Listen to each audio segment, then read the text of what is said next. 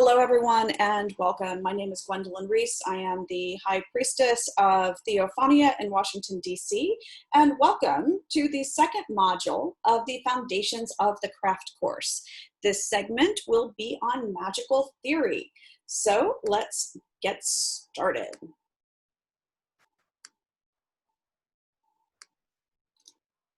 So this module is going to give you a basic overview of some of the major metaphysical systems. So I'm going to give you a summary of metaphysical positions. We're going to talk about the doctrine of emanation and this idea of levels of reality and sympathetic resonance. We're going to talk about the three major divine qualities sort of in all things, give a quick touch onto animism, and then we're going to talk about what does this mean for humans? And specifically, what is a human being really? And the idea that we are in relationship with everything and miasma. Now, as a reincarnated ancient Greek, all philosophy, which this is part of what we're doing here, should have two things. We should be exploring what is the nature of reality, and then equally important to that, what are the implications for those findings for living a good human life? So we are going to be talking about some big theoretical ideas, but then we're going to be specifically talking about what it means for us, especially us as practitioners. And so this module should lay some of the foundation for some later understanding where we're going to be getting more into things that are about direct application of some principles. So an important note here is that Wicca and paganism, they're not doctrinal. You don't have to believe any of the theories.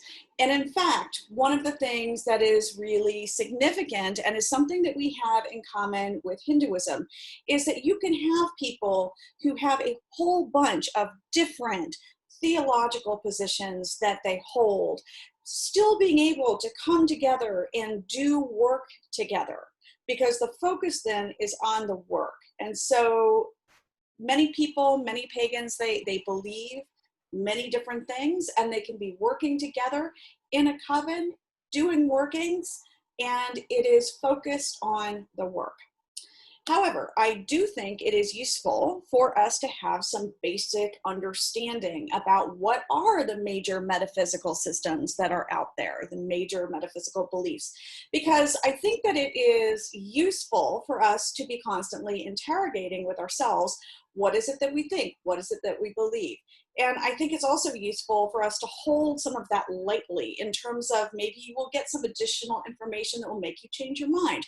Always be open to changing your mind. Don't cut yourself off from the opportunity of growth. We are all evolving beings, and we can all grow and change based on new evidence, based on new experiences. But one of the things that I note is that because we don't have professional clergy, by and large, in paganism, meaning that there's no professional positions to go into in leadership, part of what that means is that we don't have the same type of training systems in place like accredited seminaries. We do have some emerging seminaries, but you know, that's the vast majority of people are not going to necessarily be able to go through them in a systematic way because they're not going to get a paid position. So part of what that means is that we often don't have a lot of training in theology the way in which we would if we were in more of an institutional religion. But we often hold various theological positions implicitly. And as I said, many pagans, actually, many of these theories, they're not mutually exclusive. Many of us have many different positions theologically that we hold simultaneously that make up our worldview.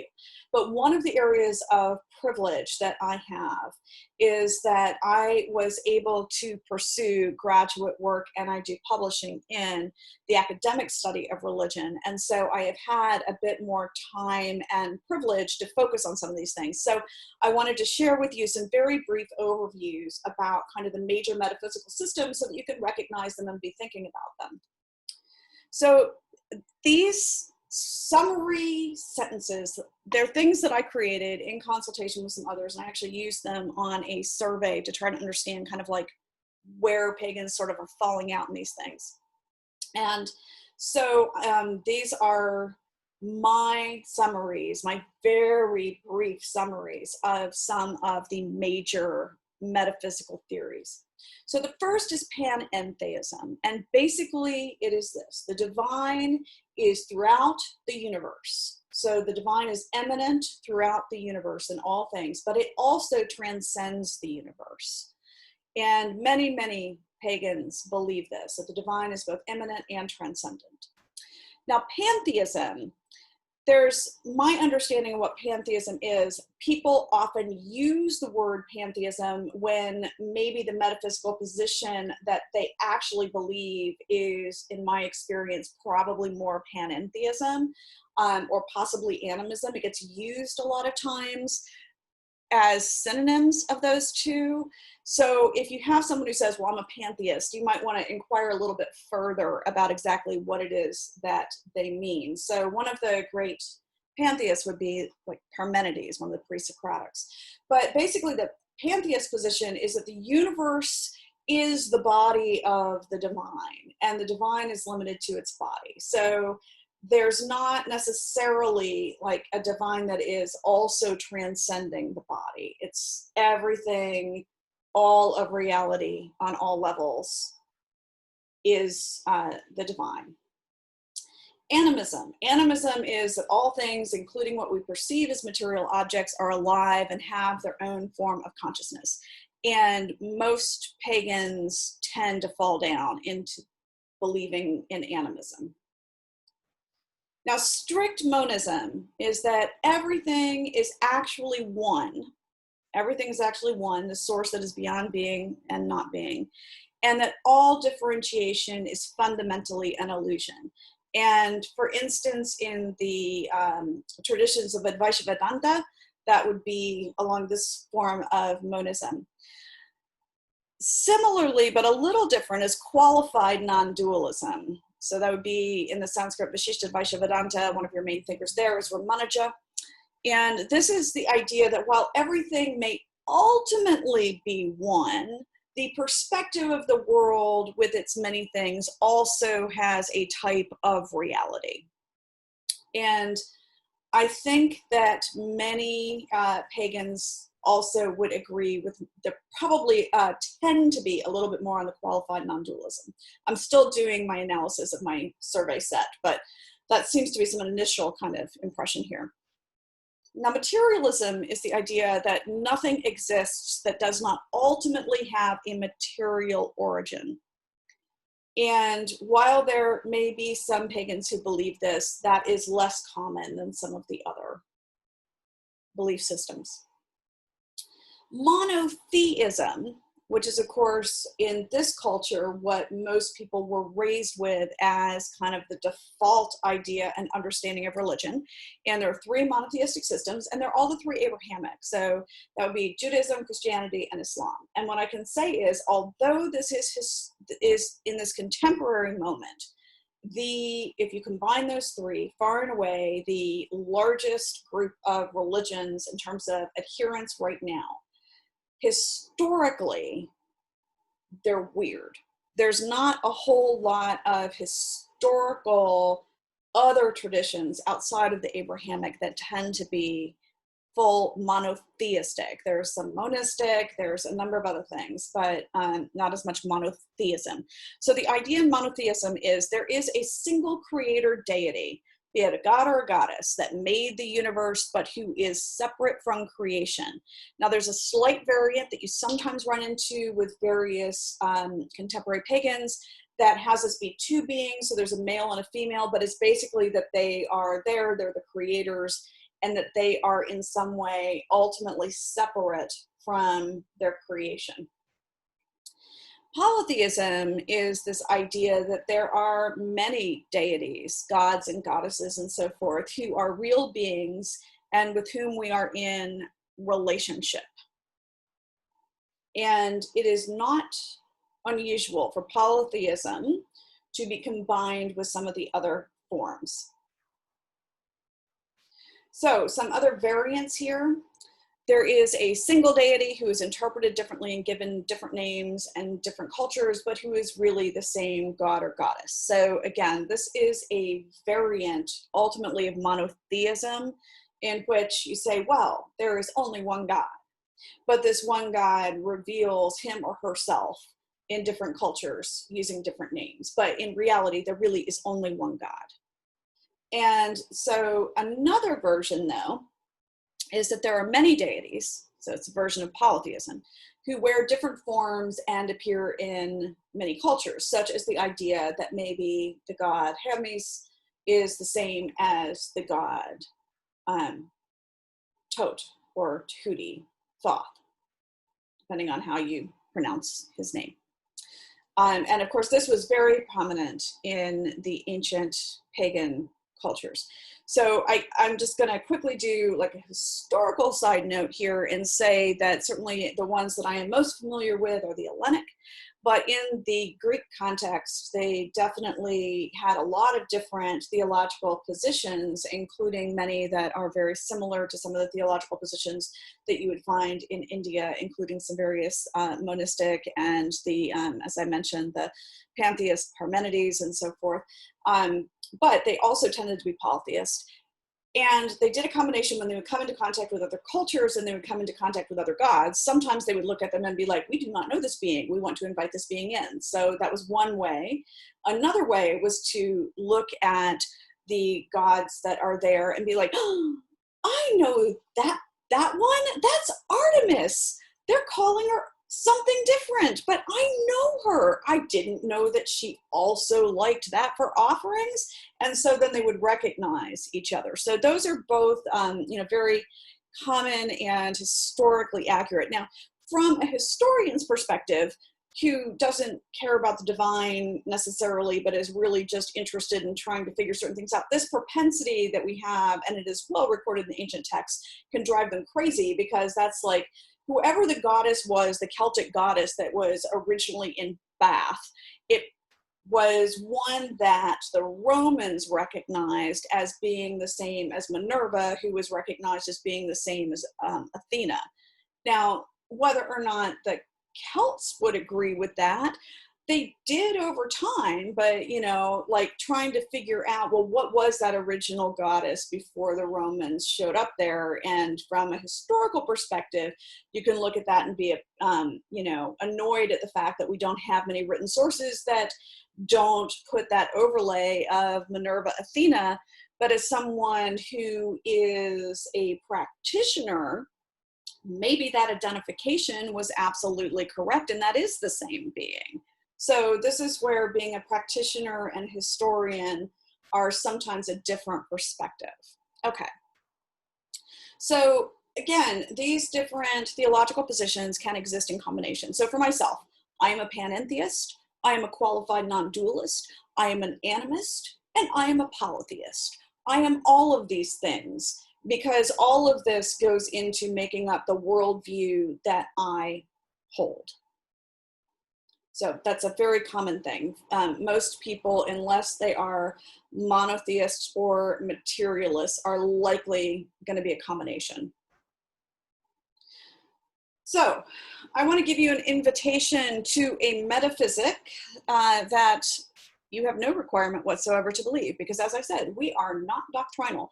But as I go through, and since I am the one teaching this course, as I go through and I understand the way in which magic works, the magical worldview, this is why and how I understand it. So I invite you to at least try this on. So I want to go through the doctrine of emanation, which begins with an understanding that, and this goes into this qualified non-dualism, that there is a source, a single source that is and in back of all things. And the reason why I am convinced personally of this has to do with mystical unitive experiences that I have had and that are attested to by many of the different world's mystics across traditions. And to me, I find some of the most compelling evidence for things, because at some point we can all have theories, and at some point there is somebody who is more right in terms of accurately encapsulating as best as possible, knowing that all things come through human filters and are therefore distorted, that there is something that is probably right and something ultimately that is wrong. Like reincarnation ultimately is not a matter of faith. It's either right or it's wrong. And, you know, it either exists or it doesn't. So the idea that we are all able to have our own opinions from an Hellenic philosophical position, you are not in fact entitled to your own opinions. You are entitled to have your process in which you search through your opinions and begin to translate them into knowledge. So this is, I find, when we begin to come across things that are attested to across different cultures, and including in cultures and contexts in which there is no socialized agreement and people still have them, I start to find that very compelling personally. And so that is part of how I got into some of the comparative religious aspects. And the unitive mystical experience is one of them. There are people who describe an experience that, like I said, across time, across cultures. All right, so what is this experience? Well, this experience is that it is a moment in which they experience a state that is of absolute unity and the realization that everything is a part of that unity and proceeds from it. And that absolute unity, that unitive experience, has several different things that are characteristic of it. First of all, it is beyond space and time.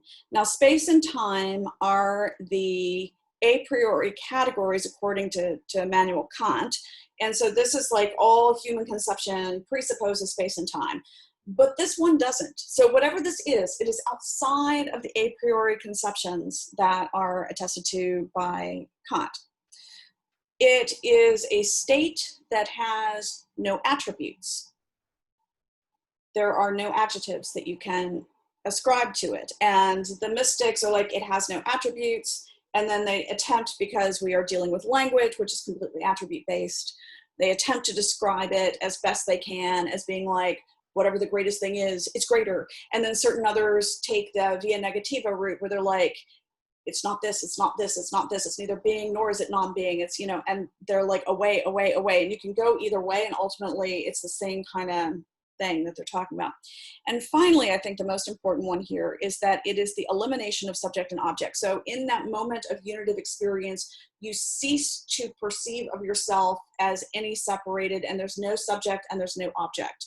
It is, you are completely one, and therefore your individuated self is gone. All right, so one of the things that all of these world's mystics say is that they say that they have this experience, then they all say, it is ineffable. I cannot speak it. Language cannot hold it. And I think that that is because it violates the fundamental laws of language. Language, by definition, includes subject-object. It includes the speaker and the thing that is spoken about. It includes adjectives. It includes time and space as wrapped up into that. And whatever this experience is, it is something that is outside of all of that. And the other things that come through is that it comes with a feeling of bliss and the idea of like this kind of ultimate sort of goodness, and that they perceive that it is in back of all manifested reality. And like I said, personally, I also have had one of these experiences. And so it is part of the reason that I believe this, but it is attested to. So what we're talking about is a state in which it is neither being nor non-being. We're going to start there. But it is the thing from which all things proceed. It is the ultimate unitive source of all that everything continues to be a part of.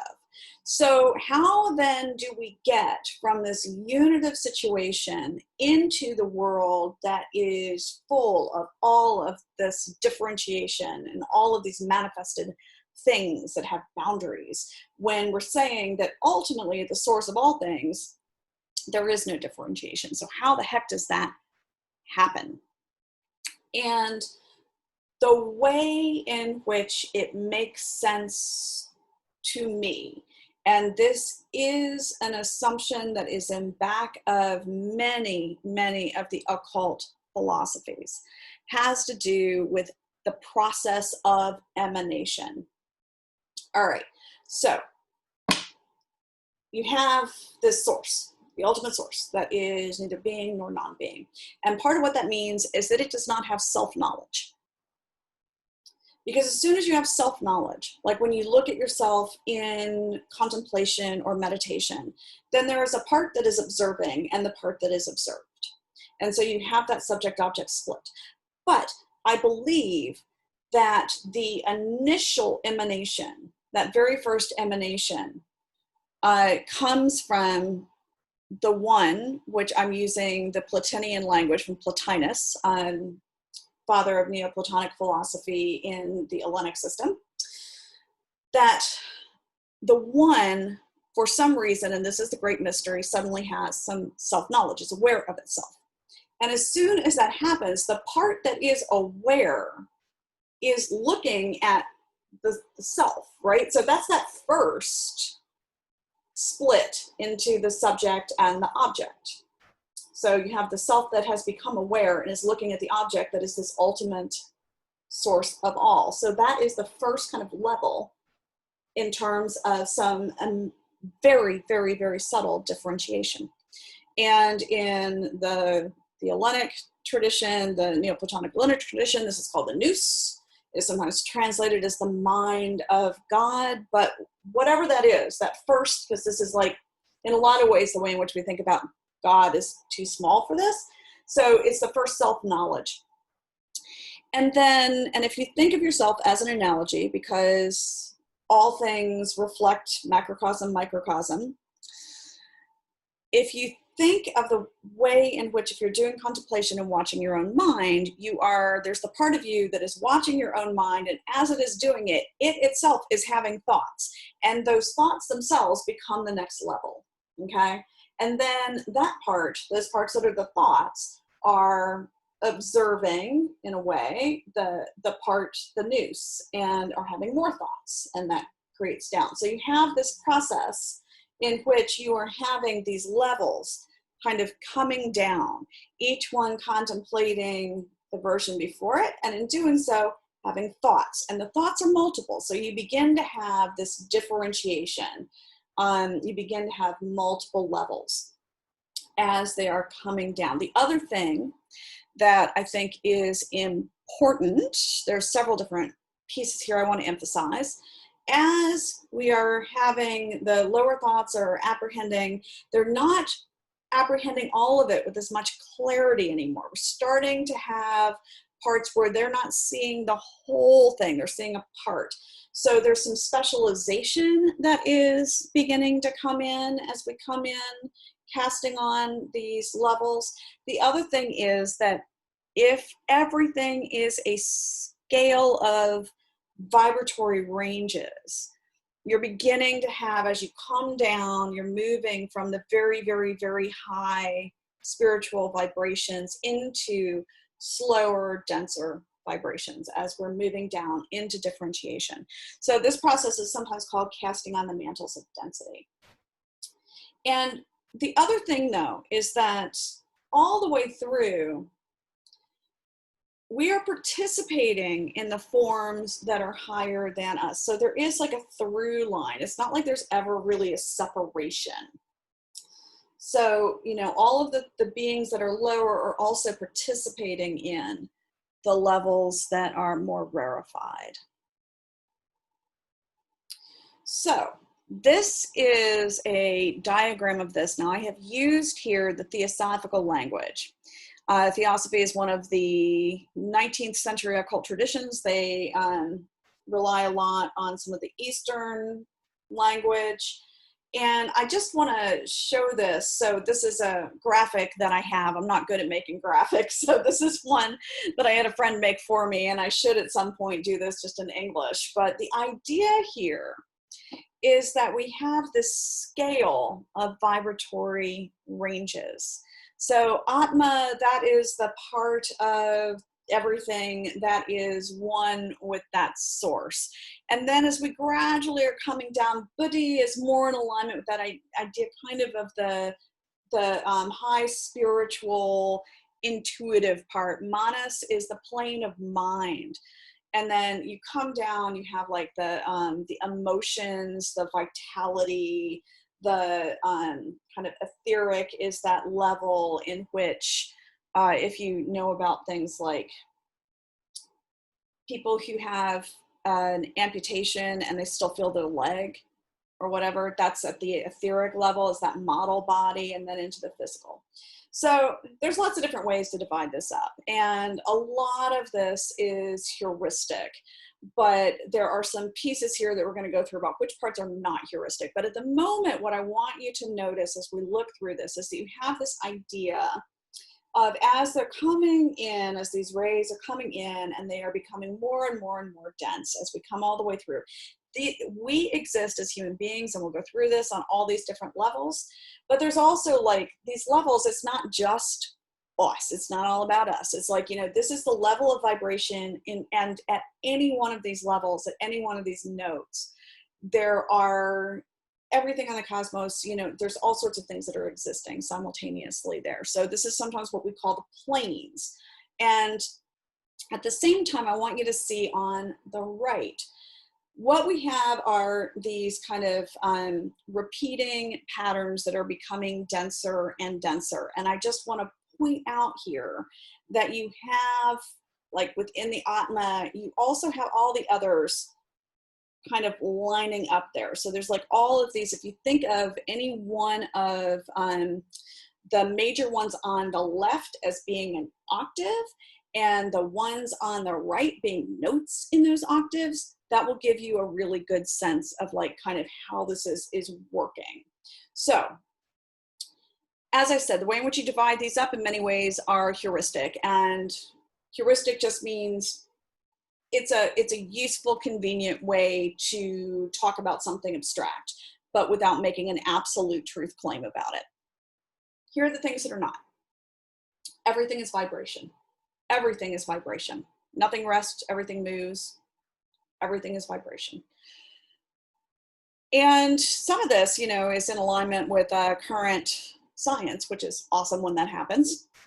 But whether or not, when you're on any of those levels of vibration, whether or not something is perceived as energy, or if it is perceived as matter, is relative.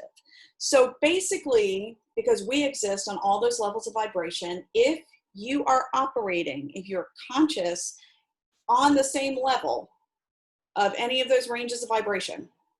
So if you are like on the blue one over, you know, basically in the blue one, and you're operating in that aspect of self, anything that is happening there is going to feel like matter to you. If you are operating on a different, it will feel like energy to you. What it actually is vibration. Okay, and then as I mentioned, there are ranges. And so those things, if you think of them as octaves. So again, let's just take a look at the blue one, which is kind of, you know, in the system, this is related to mind. Anything that is in any of that octave, when you are active in mind, you're going to perceive as being on that level. Now, this is what then makes sense when you're doing things like, say, astral travel. When you're doing astral travel, you are you are basically always operating, you know, you exist on the astral plane all the time, but you are consciously awake there. And when you're consciously awake and operating in that aspect of yourself, then whatever is on that same level, in that same octave where you are, is going to be perceived by you as physical. And sometimes this can be like, you know, if you are out doing dream walking, as an example. Okay. So those are the ranges. Now, among those ranges of vibration, there are repeating patterns that form sympathetic resonance. I'm just going to keep flashing back to this one. So if you were over here, you see how they've got the repeating thing. So let's say that you wanted to do something to affect mind. Mind is the blue. You see all the blues in all of the right-hand column, all the way through those vibrations. So if you wanted to do something to affect mind, you have a couple of different things you can do. You can operate directly at blue, and then that's going to resonate the blues on the right all the way through, right? And so, you know, you can hit, it's basically like if you went up to a piano, for those of you who've ever played a piano, and you hit a middle C really hard, all the C notes and other octaves are going to vibrate simultaneously. On the other hand, let's say that for whatever reason you're not able to operate at the level of the plane of mind in the way in which you want to be able to do it. You can go down on the physical plane. You can find a way through various kinds of mechanisms to hit the one that's on the red, but the blue on that. So do something physical that is attuned to the blue. You hit that hard enough and you're going to resonate the entire part that's over there on under number 5.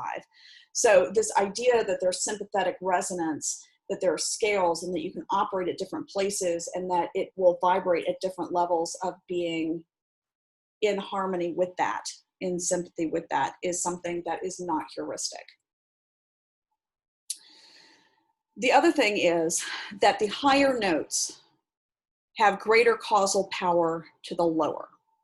So causation tends to work from the inside out, and inside out is another way ultimately of talking about, in this scale where we've just done it this way, it's from the higher vibrations to the lower, or the finer vibrations, the faster vibrations to the slower. Now that doesn't mean that if you have a slight vibration, let's say in the mind, and you have an overwhelmingly powerful thing coming from the physical, that can't overpower the slight vibration of the mind. Any of us who have had issues with depression as a result of physical imbalance can tell you that. That's a massive physical cause, and you're not going to be able to like think your way out of it necessarily. But in general, if the amount of power is equal, then the higher vibrations will be causal to the lower. And so you need less of them to dominate what's below. All right. So now I also want to talk quickly about 3 divine qualities, and these 3 divine qualities exist in all things. There is beingness, which is related to will. This is life force. This is this idea of life, of the being aspect. There's consciousness, and consciousness is related to mind and intelligence. And again, there's analogies between how we think and we feel and others, but it's not always exactly the same. So that's the consciousness ability is in all things. And then there's activity. And activity includes both motions, but it also includes the thoughts themselves, because having a thought is an activity. It is the consciousness that allows for that to happen, but the thoughts themselves, that is something that is activity. So in everything, these things are in everything. The emphasis may be varied, but all things have consciousness and intelligence. And even when we can't perceive it, things are engaged in activity. And we know this from, like, if you are looking at a stone that looks incredibly still, there's all sorts of stuff going on in the atoms that make up that stone. So all of these things exist on all levels, but they do sometimes have different emphasis. So in animism,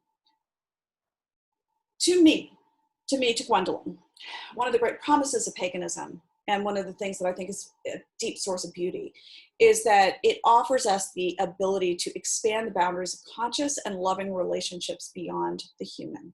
It opens our capacity for friendship, and in ways that I find beautiful and wondrous and exciting. And so most pagans, and I also believe this, are animists. And we believe that all things have their form of consciousness. And so part of what we are trying to do is to broaden our mind and experience and try to touch those consciousnesses and be in relationship with them. So when you are doing this, first of all, you want to be deep in observation. So you want to be like, if you are trying to build a spiritual relationship with a being that is not human, they are not human. So you're like, if cross-cultural communication is hard, this kind of thing is not easy. It's exciting, it's amazing, but it's not easy. So part of it is learn everything you can and be in deep observation. What you don't want to do is to be like, I remember when I was little and we were driving through Smoky Mountain National Park, and there was a bear cub on the side of the road, and some city dwelling woman is like, oh, it's basically like my spirit animal, and like out of the car, it's like, get back in that car, that is a bear. It does not know, and more importantly, its mother does not know that you think you have this great spiritual relationship with it. Be careful. So, I mean, don't like overlay a whole bunch of what we wish the world was like, because what that will do is it will inhibit your ability to build an authentic relationship. So I'm just going to point out a different example. If you want something really close to practice this with, there is a reason why cats are the familiar of most witches. And that is because of all the domesticated animals. Cats are different because they are self-domesticated. We did not choose to breed cats in order for them to serve us in some way. Cats decided that we were a good food source and they moved in.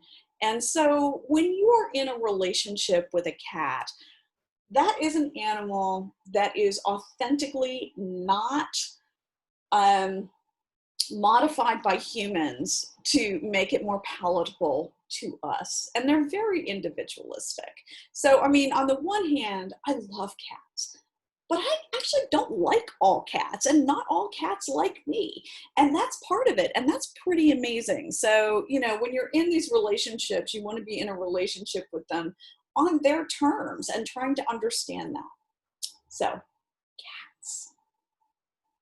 So I'm going to give you a bit of praxis here, because another thing that I think is really valuable is trying to actually get to build relationships with the plant world. So I would say do some reading or meditation and see if there's a plant ally that reaches out to you that is edible. Choose one that's edible.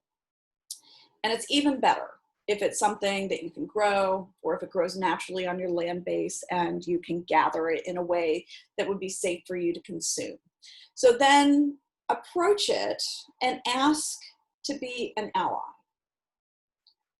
And this is a long sometimes this is a longer process. And then, like I said, learn everything you can about that plant.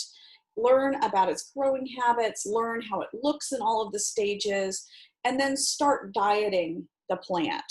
And by dieting the plant, I mean like eating it or drinking, like turning into tea unadorned for a period of time while you are attempting to connect with it and be in gratitude with it. And so I would recommend choosing a plant and take it through, a life cycle of whatever that plant is, and pay close attention and journal it, and see what comes up. And, when you go and you're doing anything, if you're doing, your food or whatever, you can awaken the intelligence that is in the plant by being able to imaginatively put yourself in sympathy and thinking through all of its growing patterns and seeing the plant as it was alive. And, knowing all of these things that awakens some more of the kind of essence, the soul essence of the plant, which many plants also exist, as do humans, as group minds as well as individuals. So I recommend this as an experiment. So again, magically working with plants, you'll connect with any plant better if you can put yourself into the form of the living plant. Like imagine yourself in that form viscerally and experiencing its life and growth cycle and awakening it. So then we've been through a lot now of metaphysics, but what's a human being? Now, one of my favorite definitions of a human being comes from Julia Rogers, who is one of my beloved theosophical elders. A human being is any being in any time and in any place, wearing any body, in which highest spirit and lowest matter are joined at the plane of mind. And that's because mind is where the action is. That is what we are attempting to really get through and develop as humans. That's where we are in our own evolutionary trajectory. So if we look at this again, in this system, mind is the blue. I've been emphasizing the mind, but I want to point out again, we exist on every single one of these levels of vibration. But mind is where our biggest developmental piece is. All right.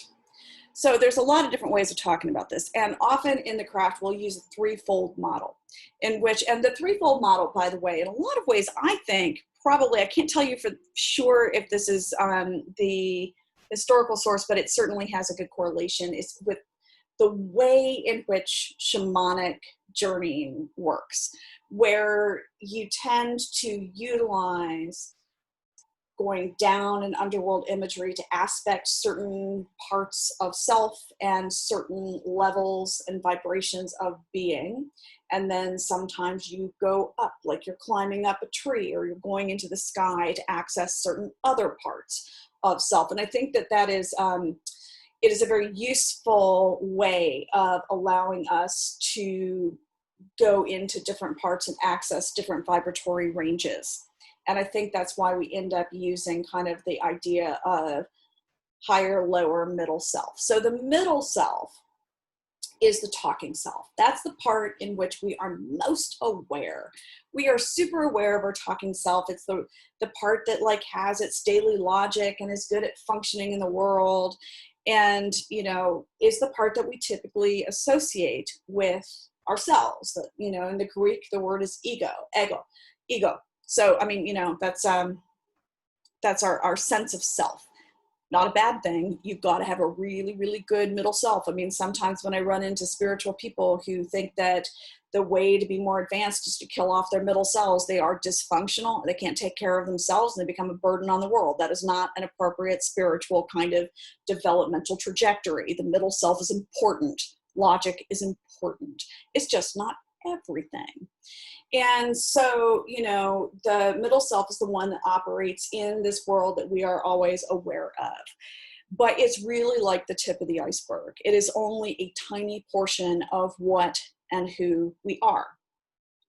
So the lower self, this is the part that if you were doing shamanic journey work, you would be able to access by going down into the cave, down into the well, down into whatever. It's also the dreaming self. It's the self that, you know, is in your dreams if you do dream walking. This is the powerhouse. It is the powerhouse. It is where most of the energy comes from. And so you want to build that bridge really strongly. It is often where an awful lot of the artistic creativity comes through. And the dreaming self, it can also be the place where all of your undealt with stuff sometimes is. But at the same time, it's also where a lot of your unrealized joy and wonder lives. So that's often where a lot of our psychic intuitions come through, is from the lower self. And most of the time when we're talking about operating in the astral world, that's usually the part that we're predominantly using. So the higher self is the fully immortal, shining, spiritual self. And that's, you know, a large part of what travels from incarnation to incarnation. Now, and you know, if you were using shamanic imagery, you can try to access that through going up. I will say an awful lot of people who go up into the inner worlds, upper worlds as shamans actually are still operating more in what I would call the lower self, just a higher aspect of it. But, you know, that's kind of the idea. This part tends also to be, how do I put that? Less form-based, less form-based, I think is probably the way to talk about it. And in my experience, at any rate, some of the ways in which I know that I'm getting in good contact with that is like, it's almost like the idea of Platonic memory, this moment in which I have this very, very visceral reaction in which it's like, I have always known that, but I didn't realize it until right now. It has this weird kind of like totally outside of time and space aspect to it. So those are the kinds of ideas of the threefold model of self, which is just another way, and sometimes an easier way than looking at, you know, the seven. But that idea, again, these all map onto all those ranges of vibration. So group souls, I want to talk about that real quickly. Going back to this idea of emanation, because I said, you know, we participate in all of the beings that are higher than us. So we are all cells in larger beings, as is everything else. So and just to give you a quick way of thinking about this, I really do look at the analogy of the body. If I were to take some blood and stick it in a petri dish, some cells, like the Halo line, the immortal line of Henrietta Lacks, an African-American woman whose cells were taken from her without her knowledge. And, you know, that part is ethical blight. But a huge amount of the cancer treatments in this world, we owe them to this ancestor. And so I honor you, Henrietta Lacks. But her cells have continued to exist long after she has been dead. And they have their own kind of life that is now separated from her, but was originally coming from her. So much like that, like, you know, if I were to take some of my cells and put them in a petri dish and take care of them, they have their own kind of independent existence. That part is real. And this gets kind of like, if you think about this with qualified non-dualism, right? It's like that part is real. And at the same time, like, you've taken some of my cells and the coherence that is this body continues. It's not ruptured by the loss of some cells. And in fact, every 7 years, every single one of these cells has died and been replaced. And there's still coherence that is here in this relationship. But if you were to take all of them at once, then there is nothing else. So these cells then, they have their own independent life, but they also are making up this body. And in fact, this body cannot experience anything except through the medium of those cells that make it up. And so if it is growing and changing and learning, it is through the experience of these cells that make it up. So if you think about it that way, like an individual human being is a part of greater beings. And that greater being has its own kind of existence. It is real, and the loss of a human here or there is not going to disrupt its cohesion. So in this case, I'm talking about the greater group soul of humanity itself, that there is a group soul, a group being that is humanity and is made up of all of us. And if a few of us graduate and become the next thing, that doesn't disrupt the integrity of that being that is humanity. And as I said, human beings, our predominant work is at the plane of mind. It is about really mastering mind. And so part of what that means is that we are a part of the mind of the planet, because there is also a great being that is this planet. This is like Gaia hypothesis. And we would say that, you know, when we look at the physical earth, that is just the physical body. And like us, this great being in which we move and have our being, live and move and have our being, has mind, it has soul, it has, you know, the equivalent of an emotional life, and that human beings are a part, thankfully not all, but a part of the mind of the planet. And in particular, we're a large part of that part where mind and emotions are mixed. So, you know, when you look at us in this moment, one of the things that I believe is that the great being that is this planet is going through a developmental phase in which it is doing some really hardcore shadow work. And hopefully we're going to get through that. But this being that is the planet then is a part of a greater being that is the being of what we call the solar logos, the solar system.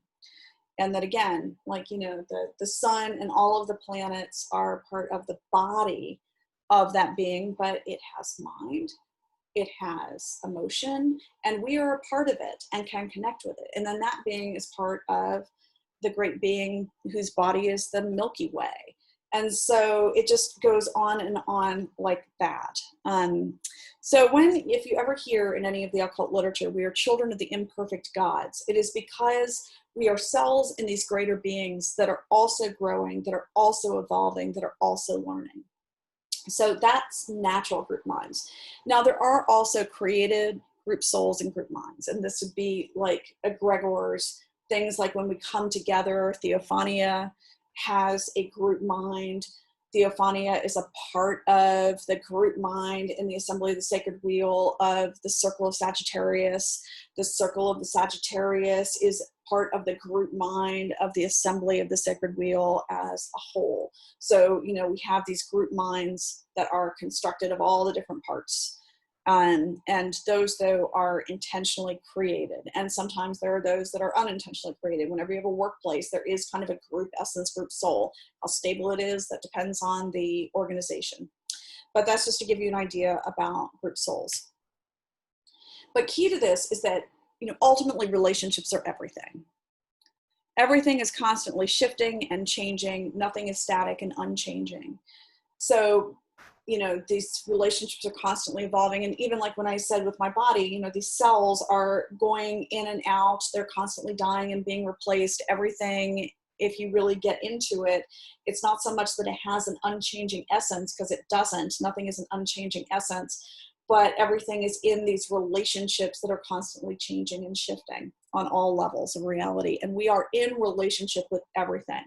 So the question is not whether or not we are in relationship, it's whether or not we are in healthy relationship. And what does it mean to be in healthy relationship with all of our parts of self, with all of the beings with whom we share this greater earth, and so forth. So I want to talk quickly about miasma. As somebody who takes a lot of wisdom and does a lot of work within kind of an Hellenic tradition, miasma is important. Miasma is the word, it means spiritual pollution. And it's the spiritual pollution that arises from being out of right relationship. And this can be out of right relationship with the gods. It can be out of right relationship with ourselves, with each other, you know, all the invisible parts of self. Maybe we're not in good relationship with the different parts of ourselves. In fact, most of us have some challenge there somewhere. It can be the miasma of being out of right relationship with the forces of nature. And especially there are things that are guaranteed to cause miasma, and that is corrupt sacrifice. When you are taking the life, the joy of another being for your own needs without their consent and without being in appropriate relationship about it. So, you know, this is, of course, a little bit of a challenge when we think about food and food culture as an example.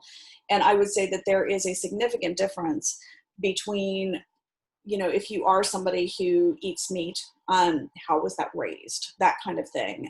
You know, so there's a lot that is here that needs to be unpacked. But basically, you know, and then I have talked about at length in another video when we're talking about the United States, you know, the primary miasma that is at the root of the United States struggles, I believe, is the miasma that arises from the corrupt sacrifice of the genocide of First Nations people and the enslavement of Africans and African Americans. So, you know, all of this, if you have miasma and you don't find ways to purify and to heal it, then it just continues. But miasma is this idea of spiritual pollution. And spiritual pollution, it cuts you off from higher vibratory light. It cuts you off from spiritual light. Or it like kind of dirties the window, so it's hard to get in. So basically part of the realization here is that purification is absolutely necessary before you can heal something. It is a necessary, excuse me, a necessary prerequisite of healing. So that then is the theory section. I am going to be rejoining you here in a few minutes, recording the praxis section, and I hope to see you then.